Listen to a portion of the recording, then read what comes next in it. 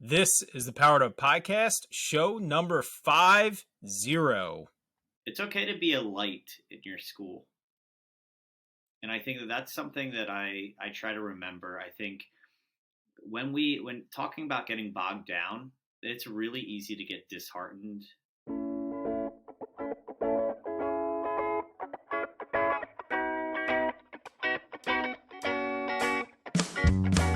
Welcome to a real-world education with insight and advice from teachers in the game, where current and former educators reveal what truly sets apart the great teachers and what it takes to make a positive impact on students. Whether you're in pre-service learning, new to the game, or a seasoned veteran, this is the show for you.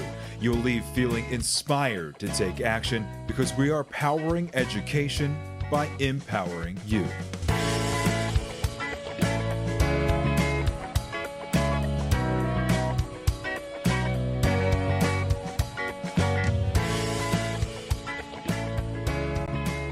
Good morning, good afternoon, and good evening. Hello, everyone. This is Ken Ehrman, host of the Powered Up Podcast, and I am here with my co-host, Mr. Matt, always classing it up, Rogers. Matt, we made it to show 50. So this is like an awkward, almost a year anniversary show because really it would be show 52. But we made the decision to skip 1 week because it was Thanksgiving Day and we just wanted to send the message of teachers should be taking a break. So we took a break from releasing a podcast. So it's almost like we're at a year, but we're not really. But show 50 just sounded like a good place to stop and reflect. So after 50 recordings, how are you feeling? I mean, I dressed up for the occasion, not that if you're, I guess, listening to this normally. Yeah, everybody's got to jump to YouTube for this one. You dressed up and you motivated me to dress up. That's right. I mean, it is 10:30 when we're recording this in the evening on a Monday night. Like, nothing like, I haven't worn a tie since, well, I guess weddings, but they haven't been plentiful during the COVID era, and we haven't had to wear them in quite a bit of time. So, you know what? I barely made that threshold of would I make it through, 10 episodes, and here we are 5 times that. So I did miss a few. I think I missed 3 or 4 episodes out of the 50, but that's a pretty good batting average, all things considered. Definitely. I actually kind of forgot about that until you mentioned it. Oh, But man. so we just wanted to take this opportunity to kind of reflect on just what we've enjoyed, what we've learned, maybe critique each other a little bit. You know, Matt and I have done our best to reflect on the product that we're creating for our listeners, and most of all to say thank you. I mean, we have a decent following, many more listeners than I thought we would have in our first 50 episodes. And it's just exciting to see that people are listening to us or watching us over on YouTube. So I just want to say thank you. Thank you to everyone that has listened to one episode, all 50 episodes, or somewhere in between. And also to ask if you haven't already, leave us a review, leave us a comment on YouTube, or join our Facebook group and leave us a comment there, join the website. Just let us know what you think. Do you like the show? Do you like it more when we have a guest? Do you like it when Matt and I take a break from that and we break down something in a little bit more specificity? Or, just give us some feedback on what you think of the show and why you've come back for multiple episodes. So, Matt, why don't you kick things off? What would you say you have enjoyed the most about this experience that you weren't expecting? And I knew this question was going to come up, but I didn't necessarily know how to approach it. I think we've talked to some incredible people. I've enjoyed the conversations. I guess I'll start this way. I have loved the opportunity to either dive really deep into your classroom or have you kind of target me on my emotional reaction and thought process in education. And I feel like that has really helped my classroom and my teaching. But more than anything, I think I have really appreciated in this last year. Ken, you put a ridiculous amount of work getting in contact with incredible guests. I think that needs to be stated. Ken is the workhorse behind all things Powered Up EDU. I show up and put on a silly tie and try to ask good questions every Tuesday night. But that being said, I think what I have grown and learned this year is that there's very little difference between what I do in my classroom every day and someone who gets recognized at being great in that position. The biggest difference is their all out commitment to being fully there in their classroom. And I think that has created two things. Early on in this recording, I was kind of like, why them? What is special about them? Because they're answering questions the same way I would.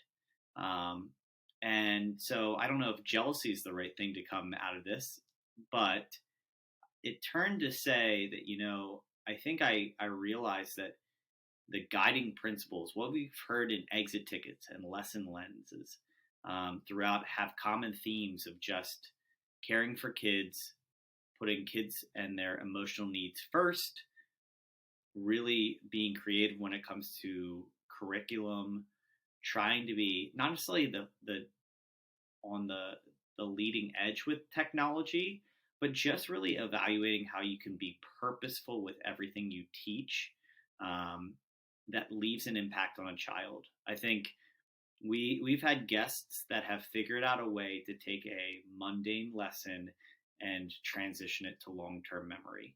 And I think we as educators have a lot of lessons where we have to impart knowledge, a vocab lesson, grammar lesson. Hey, here's this word. We're telling you it's important. A lot of these guests have done an incredible job of figuring out how to make it a maybe not life-altering, but a impactful lesson. I think that switched from jealousy to almost inspiration of I'm on the right track. So that's my read of things off the top of my head. How have you felt like you've grown, or what have you gained by 49 other episodes of Powered Up, and how it influences your day to day in the classroom and supporting teachers?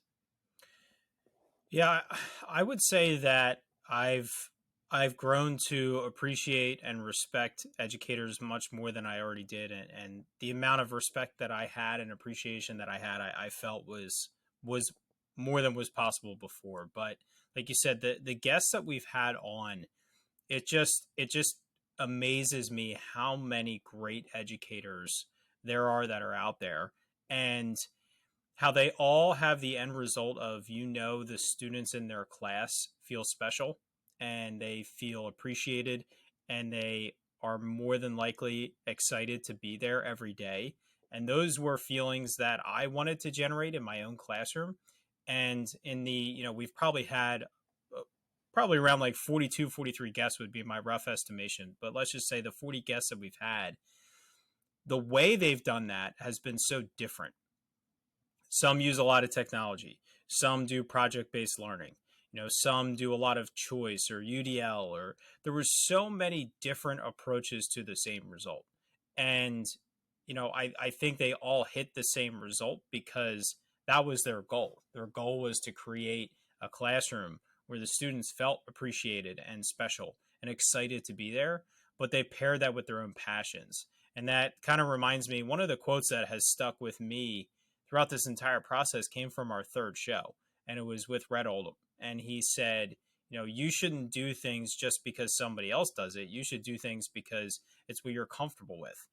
He said, I think he, talked about being like, he's loud and he's strict. Like, but if that's not your personality, you shouldn't do that. One of the teachers that he worked with for a long time that he had a high level of respect for, he said was just a sweet old nice lady that garnered the respect of her students immediately, and she never raised her voice once. And it's because she leaned into what she was comfortable with, what her personality was. And, when we do that as educators, that's where we create that great dynamic. Do you have to tap into student interest? Absolutely. Do you have to know your kids and lean into what they're excited about? Of course. But if you're not great with technology, it's so easy nowadays to feel like you're not doing everything you should. And should you up your game a little bit with technology? Yeah, you should, but it doesn't mean you need to be the teacher that's doing coding and robots and all this and 3D printing and all this different stuff. You fall back into what your strengths are with that goal in mind of creating that class that the students are just excited to be in. And it's really helped me realize how many teachers do that and how they do it in so many different ways. Has there been like a particular guest? I mean, all of our guests have been incredible. We have not had one guest that we were disappointed with. But any specific quotes or moments that really stuck out to you? Well, I think the main thing that I learned, the difference that I would say, to add on to the previous question, and that'll lead in, is hearing stories like Lee Carlson, who just lives to be an educator. Like getting up early, he was show 12, and we signed off of that episode, and I think my jaw was dropped at just so many of the hats that he wore to be everything to his kids, absolutely everything. And I struggled to say, I'm drawing these lines and boundaries of where I'm stopping to do these things, and to be just so inspired by his passion going forward. But I think, I'm scrolling through some of our episodes, and like I go to our show 29, Linda Roast, I believe, Rost, excuse me, and she was the Montana Teacher of the Year. And I remember we got into a conversation where I felt like the really great educators we've talked to took their curriculum and connected it to the community. And I think whether it's Lee, whether it's Linda, I will have to shamefully say that Christopher Albrecht is one of my favorite human beings we've ever talked to, or that I've ever talked to in education, not just because of his work with national parks, but there's an element of those type lessons. And we heard this over and over again. We've had guests that moved from one community to a new community, and their priority was to assimilate with the community so that you could pull the curriculum out. I found that to be the biggest link between, so many of these guests figuring out the value of education. We had a multitude of physical education teachers that have one aspect of their responsibility being physical wellness, but those conversations were focused on development, social, physical, emotional, and that identity. All of those features were cutting into really finding curricular responsibilities, but what is necessary for kids. And I think that is what has shined through, regardless of who the guest is that we've talked to. I mean, we've had every single grade level. We've had art, we've had phys ed, we've had emotional support, we've had directors, we've had music of music. We've had directors of curriculum. Have we had a librarian, a library teacher on? Oh, I feel like we've had to have had a librarian on. We'll have to look into it. Yeah, but I don't think we have. But to throw out some unofficial stats there, yeah, we've had such a great variety of subject area and grade level teachers, which I'm really proud of. Like you said, we've had art, music, we've had physical education, we've had all the grade levels, emotional support. We had Ryan Healy, who teaches leadership, and we've had special education, we've had ESL, and we've really run the gamut. And I'm looking at, if you go to our website, powereduup.com/map, you can see a map and a direct link to every guest we've had. And I meant to count up the states that we have covered so far, but we really have covered, I would say, close to at least 30 states across the country, which is really cool. I'm gonna throw out some states that we haven't had. So if you're listening to this and you know someone in that state, please have them come to us. You can fill out a guest form on our website. So Oregon looks like, Wyoming, New Mexico, Arkansas, Louisiana. We've had a couple that have had to cancel at the last minute. And I think we might be sitting on a recording from someone from Louisiana that hasn't aired yet. Mississippi, Alabama, Georgia, Florida. Those are really all that I can find just looking real quick. Iowa. So we've really hit almost every other state outside of that, which is really cool. Plus, we had one from Saudi Arabia as well. Teacher from Texas relocated to Saudi Arabia for about 15 years now. So just a really cool variety of teachers that we've had, both in their content and grade level as well as their geographical location. Has been a lot of fun to learn from them. Totally. And I think we see common themes regardless of the classroom and the responsibility. And I think that is what we've heard 50 of the same answers, maybe not word for word, but very similar, just the investment in kids and their role and what it means to be in the opportunity to, I think that's the biggest thing, the opportunity to teach kids. So like I said, I appreciate you, Ken, for gathering these guests, but we've had some unreal conversations. And honestly, and I say this with full disclosure, I've asked questions that I wanted to know the answer of, but I think the podcast served as, digging deeper than the pitch style responses we often get. In education, oh, I can't give you an answer because your classroom's different than mine. I think that's the conversations that I'm most proud of is, what? Ken and I sit after an episode and we're just saying, I'm really struggling with this. And we figure out a way to bring someone that has great insight into that topic and really go further than just best of luck. Here's, what, try this, and if it doesn't work, I don't know what to tell you. It's been so much more than that. Yeah, I really appreciate it. After, actually, it was one of the recordings that you missed with Abby French, and she shared with me afterwards that she just appreciated the time to tell the narrative of her classroom and of her experience as an educator. And it really hit home to me that that's what we've been doing. And our conversations are unscripted. Yes, we have the lesson lens and the exit ticket, but we just tell the guests, ask us questions. We're going to ask you questions. We just want to have some fun. We want to talk teacher. We want to talk education, and we want to learn more about you and what makes you special and why your kids enjoy being in your classroom. And through that, we've gained a lot, we've learned a lot, and we hope that it's translating to our listeners as well.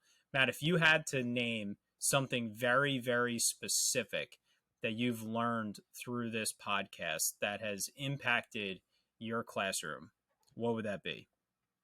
I think I'd have to go to episode 2 with Creed, my Creed, and the idea of the entity of a class, the branding of a class. We talked early on about how,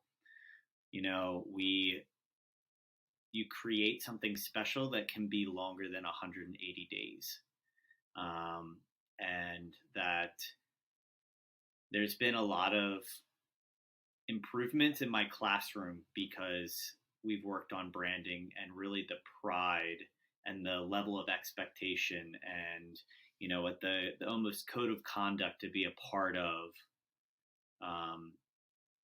this classroom and experience. And to see an impressionable age of 9 and 10 years old really draw into that, especially this year. I have a great group, but they're really on board. And part of that, it comes down to branding and recognizing that this is a special group, and we're going to figure out a way for next year's group to be a special group in its own right as well. But how we can just really make the most of each opportunity. It's a great answer. Yeah, that's a great positive gain. We've done 48 extra episodes for the probably most impactful thing, but I think, Ken, I'd be interested to know what your answer is. I know that you take so much from each episode, and I know that I feel like we record on Tuesday, and I'm fueled up from Wednesday, Thursday, and Friday, and so it really is a great push going to my classroom. So frequently, I feel like I can take things and directly put it to use the next day with kids, 18 sets of eyes staring at me. What have you taken away as maybe not as direct with kids? Do you feel like you've taken away staying connected with the classroom, ways to approach teachers and support them in different ways? What have you gained? And how has your approach to your role changed through this podcast? So I would say a twofold to that. So I 100% have taken many lesson ideas from the lesson lens or just the conversations throughout the show and use that to use with my creative brainstorms when I'm working with teachers to change their lessons or to update things. So I have been able to, steal a lot of the content ideas and share them with my district. So that's been super helpful. It's been just an extra kind of creative brainstorm session for me. But the other thing that I would say in the impact it's had on me as an instructional coach is I think I have become a much, much better listener.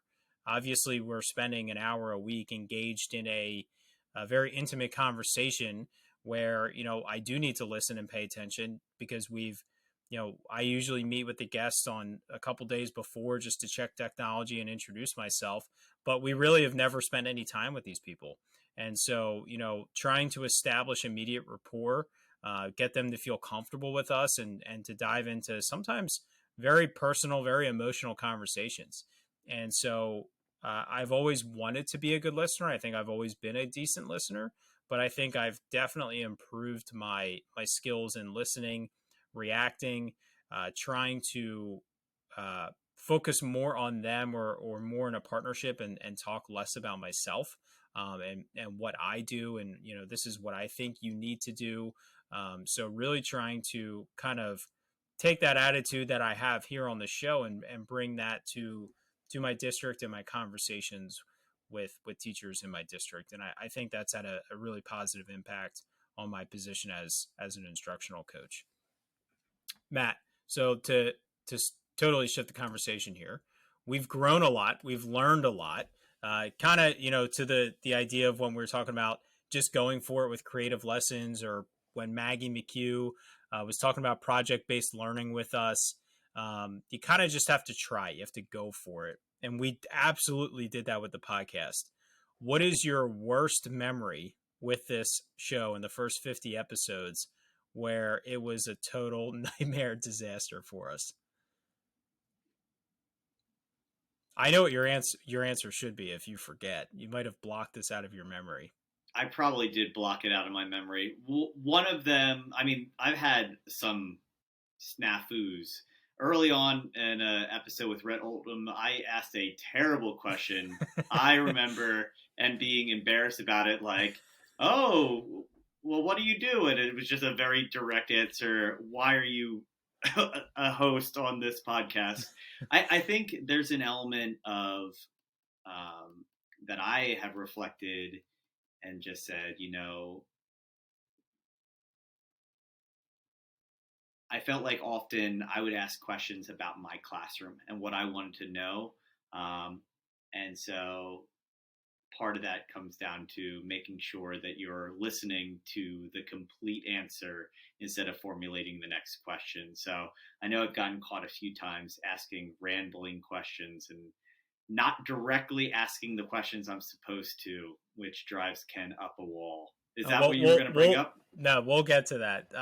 No, that's not what I was talking about. I just meant Oh things that man, now I'm you've embarrassed. exposed yourself, so now I won't feel bad when I talk about it.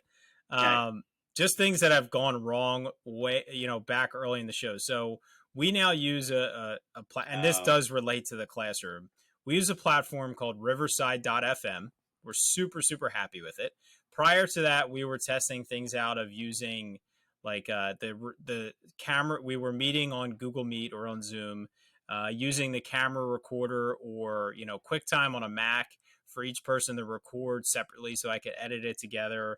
I explored having an iPad behind my computer doing the actual recording. We tried just recording the Zooms. We tried using WeVideo to have each guest separately record. And so I will say all of these programs are great programs. I love WeVideo for creating media in your classroom. For recording an hour podcast, 3 people separately, it was terrible. The first recording, our first guest recording with Mike Creed, my mic was set off the entire time. And so I lost my entire recording and I had to re-record it. Like while I was editing, I had to re-record my parts. So that was terrible. And then you had one, I forget who the guest was, but we lost I think about half of your recording, but it was kind of like over half. sitting in this weird, you remember, it was sitting in this weird limbo. You could see it, but it wouldn't accept it. And Oh you my were on the gosh. support with WeVideo and you were trying it tirelessly. So we had a lot of problems. And the way this relates to the classroom is when you have an idea, and our idea was we wanted to host a podcast, you just have to go for it and you'll figure things out as you go. You'll see if it's worth the time or not. And we've made the decision that this is worth the time and it's something that we're going to continue to do. And so at that time, once we realized where our holes were, where our problems were, I invested in Riverside.fm. It's an annual subscription. It's not anything significant. I think it's like 100, $200, nothing crazy. So our podcast is cash flow negative and that's okay. But, we realized that the technology was a huge hindrance. It was a stress on us, and it was a stress on the guest, and so we had to simplify it. And when I found this, it was after your nightmare recording with losing it, and it was a ad on social media, and it was an emoji head exploding saying, "Are you still recording your podcasts on Zoom?" And I said, "Yes, I am." And I clicked on it, and then the next time that showed up, we were on this platform. So, with your classroom, just go for things. Just try it. See what it works. Maybe you have to buy that $5 app, but there's no reason to buy it until you know if the project's going to work out or not. Totally. And I think, we had, before we started the podcast, kind of committed ourselves to building something that we'd be proud of at a level of quality that we would want to receive content at. And hopefully you feel like if you've listened to these episodes that, again, the guests have been incredible. Hopefully our questioning brings out the best in them and the service as well. But I came close to quitting. I mean, I am not going to lie. I was very close. I spent hours and WeVideo did everything they possibly could have besides just physically taking my device. But this has been a gift to figure out a different way to view education. We've had conversations post recording that have totally changed my philosophy in teaching. I feel like through this, and I would encourage anyone who is listening and feels encouraged and powered up, please let us know. That is super encouraging. But you know what? Find something that you can look at education or anything in your life and find therapy in it. I found through this podcast a renewed love for teaching. And for someone who's been doing it for, gosh, I'm about to hit 13 years exactly. I got hired on January 20th, and we're recording this on the 13th. I feel more in love with education right now because I finally feel like I'm at least scratching the surface of knowing enough to feel like I'm doing the right thing for kids. And that confidence has come through many of these conversations on and off air. So I would highly encourage, hey, if you are into basket weaving or into collector items, there's an element of just like trying a different avenue and refreshing. And this podcast has been as wonderful for us as hopefully for you guys listening. I know I can at least speak for myself. Yeah, for sure. It's definitely helped me grow. And like you said, it is very therapeutic. It's really nice to have this dedicated time to learn from the amazing guests that we have on our show. So we've spent a lot of time talking about being reflective. We've talked about recording our own lessons, ways to ask reflective questions.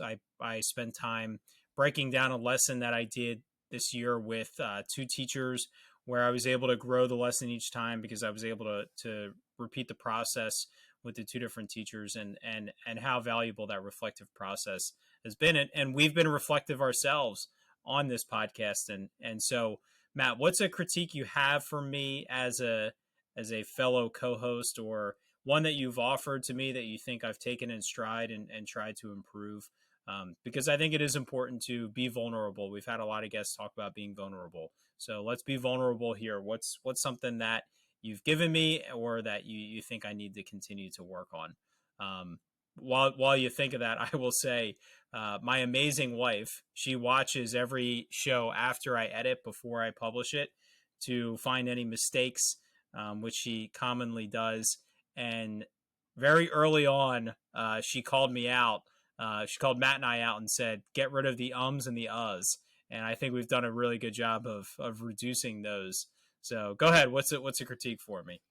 Well, I think it's funny. So the way that Ken edits the videos, at least, is shooting to one person's face at a time, whoever is the primary talker. And Ken has this knack of just being one of those kids that you don't think is with you, but is actually with you, head down, not necessarily like on a phone, no millennial or whatever type stuff, but just like kind of gathering his thoughts, but it doesn't necessarily look like he's engaged. And some of these times I'm like, what does the guest think? Is Ken's not even, he's like almost turned around in his chair, like not even close to being clued in. So you always have asked great questions. I think that is one of your gifts, and why I enjoy being here, because I feel like your questioning really opens up a lot of our educators to get to the point, to get to the difference, but also in a kind of challenging way. And your facial focus has definitely improved to match your great questioning. I'm a little worried to hear my critique, but I'll let you go to town. Well, no, I appreciate that. And, is it hard to hear critique? It always is. It doesn't matter who it comes from. Matt and I have known each other for 6 years. Yeah, we'll be going on 7 years this summer. And so, we've become good friends, but it doesn't matter who you're getting critique from. It doesn't always feel great to hear, but you do want to hear it.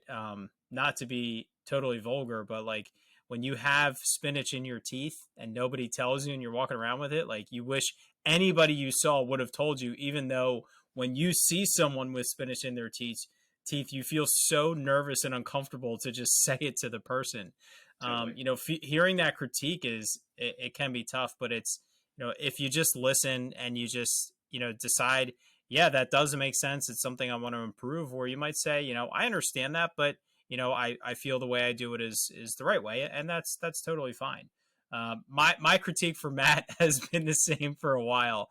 And it's become a running joke. I love the way Matt takes our conversations. He's hard on himself, but I think he asks great questions. I think he brings in great comments and relates it to himself in a great way. But I have said to him almost every week, when it comes to the exit ticket question, all I want him to do is read the question exactly the way it is. And the advice question in particular sometimes seems to go on a path that I didn't know was possible. And there have been two funny moments where I think one time you really went off the deep end and our guest had no idea what the question was and you had to repeat it. And then there was another time where I really called you out and said, before I said, Matt, just try it. Just ask it exactly the way it is. And it like got one of the best responses we had or something like that. But it's fine. It's a running joke between us, but we're having fun doing it.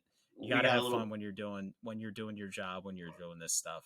We got a back channel chat, and I just get, come on, man, close but not quite there, or what are you doing? You're not even in the ballpark. But yep, yeah, I mean, who wants to read an exact question and have continuity between 50 episodes? I don't know. That's not what you're looking for. All right, so with that, let's have some fun here. We don't know what we're going to ask, but we decided before we started recording that we would each ask each other one exit ticket question. So would you like to go first, Matt, or do you want me to ask you first?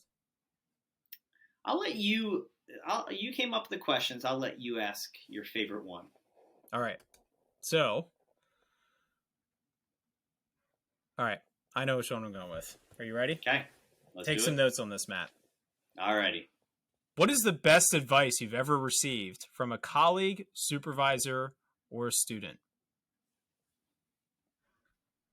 Do you like how I asked that question exactly how it was written? Sounds unfamiliar to me.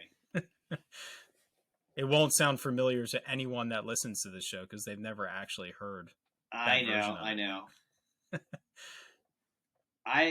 I think we always get advice, whether it's solicited or unsolicited. I think what I've learned from more is the unsolicited advice.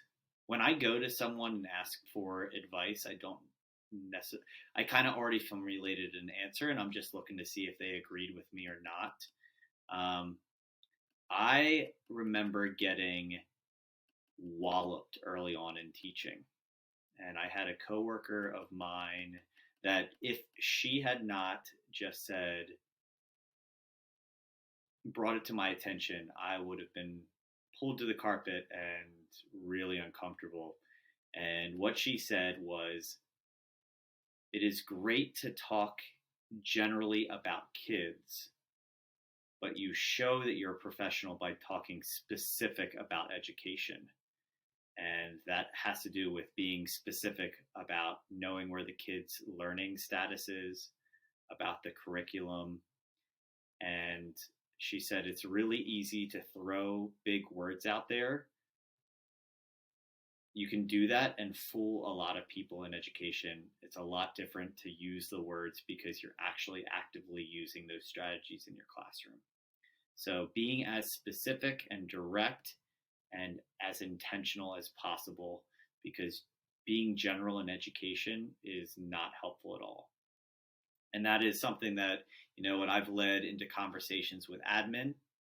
I don't have to walk into, my kids could be doing terrible and I can be very direct about this is what has happened. And I'm not saying certain things to get away with or divert. Oh, you know what? Well, they were virtual this time. I'm not trying to play defensive. It's just simply put, this is the curriculum that I used that was selected for me. This is how I felt like I could do it the best. These were the scenarios that were going on. And I find that turns into a result of being a professional, recognizing that there are factors, but that I know the end goal where it's supposed to go, and that inherently I will lead there. So without that, being direct and being specific, I don't know if I'd be sitting on the other side of this chair, on the other side of the screen with you. That's a really good answer. It hit me. I mean, it hit me pretty good.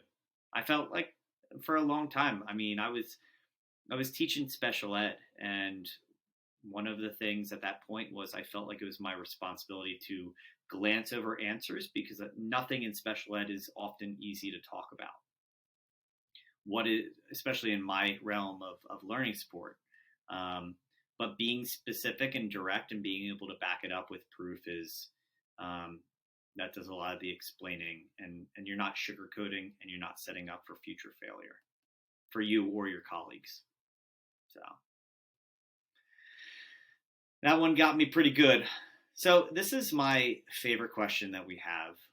And I think that I already kind of gave this answer, but I love having been able to take over this question. It goes like this, not exactly this way.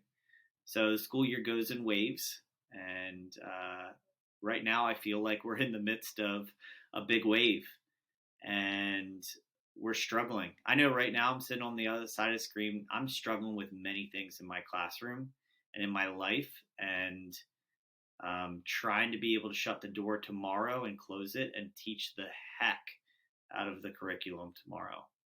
That's my goal. That's my responsibility. What is the thing that you think of, and what is something you could share right now that just pushes through the muck? Because we're in a mucky time of year right now. To let everybody power up.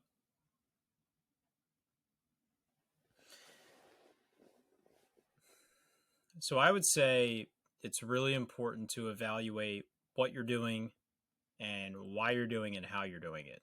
And it is so easy to get bogged down with all of the extra stuff.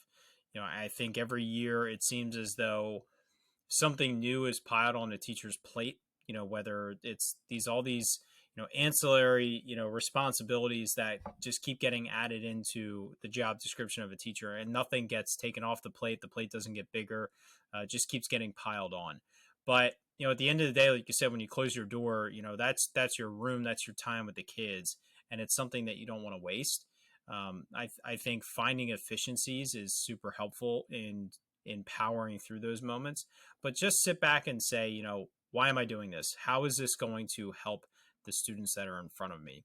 Are you spending time on things that may feel fun in the moment, but are delaying the other things that you have to get to, and they're just causing more and more stress?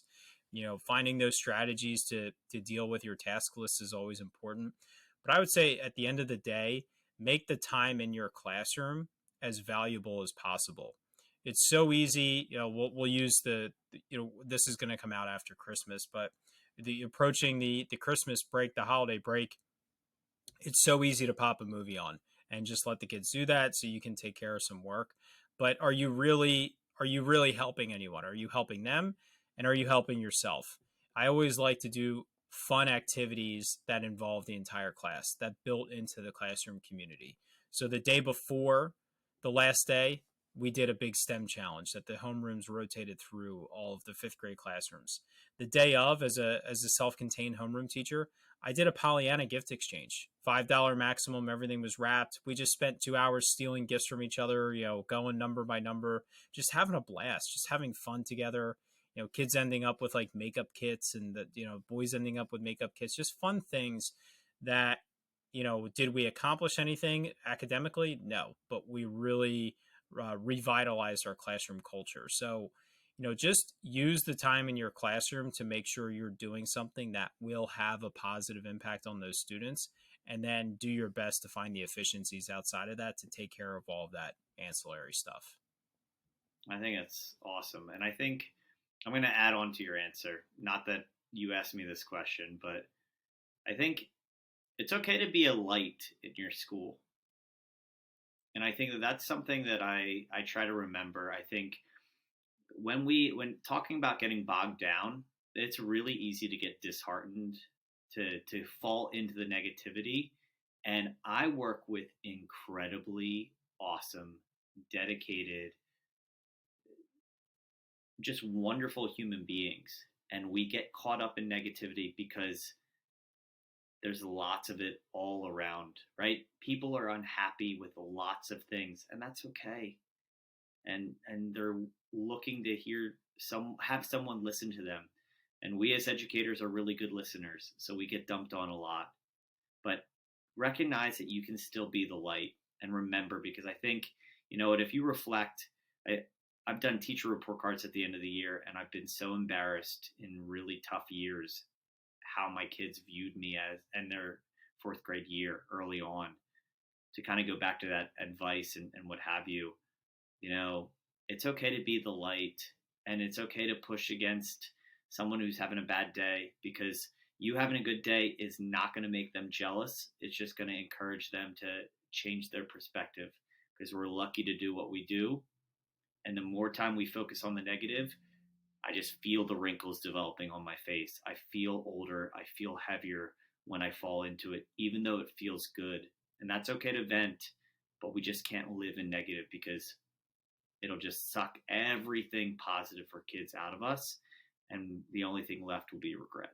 So, Yeah, I'm glad you added that because I couldn't have said that better myself. It's so important to try to encourage everybody through the way you speak to them, the way you listen to them, or just the way you bring it every day to your classroom. And that those things change. You know, when you have teachers that, you know, like you said, are the light, they bring the light, it permeates throughout the school.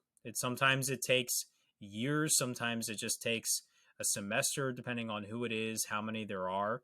But it does change the culture of schools. It does change the morale of a building, which is partly the responsibility of the administrator, but it really falls on the shoulders of every teacher in that building. And when you can be the light, you know, others will join you if there are not some already.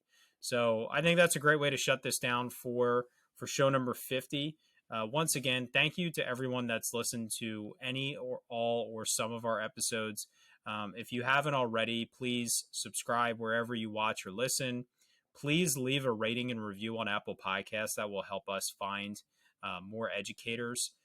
It's really simple to do on your mobile device. You kind of just scroll all the way to the bottom of the show, click the 5 stars, and leave a short message. We would greatly appreciate it. We've been putting those up on our website as well. And just share your favorite episode or the podcast overall with your colleagues and your friends in education. So, Matthew, for show number 50, why don't you get us on out of here? all right, as we power down this episode, we hope 50 attempts to power you up and carry you into being the best version of yourself in your classroom. Hopefully you stay well, happy, healthy. Hopefully the holiday season is good to you and your family. And we cannot wait for what the next 50 have in store for us. We'll talk to you next week.